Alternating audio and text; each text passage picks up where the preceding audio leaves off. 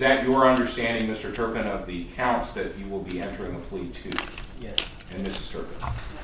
All right. You understand that the maximum possible exposure for the crimes that you would be admitting would be life in prison with a minimum parole eligibility of 7 years, plus an additional 18 years of a determinate term, meaning 18 years of additional prison time. Do you understand that, Mr. Turpin? Yes. And Mrs. Turpin? Yes.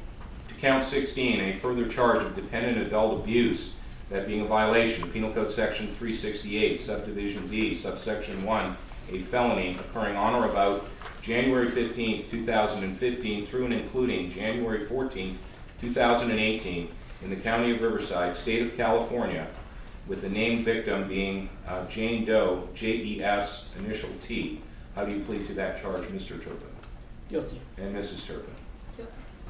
To count 17, count 26, to a further charge of child endangerment violation of Penal Code about January the 15th, 2015 through and including January 14th, 2018 in the County of Riverside, State of California, with the named victim Jane Doe, J-O-A, first 3 letters, initial T. How do you plead to that charge, Mr. Turpin?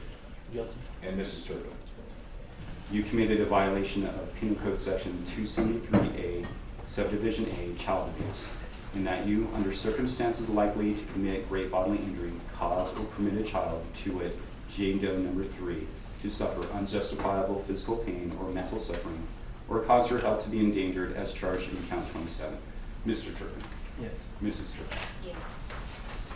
All right, based on those questions asked by Mr. Meacham and the responses by Mr. and Mrs. Turpin, and also based on the fact that this court did hear the preliminary hearing in this case, the court does find a factual basis for all pleas.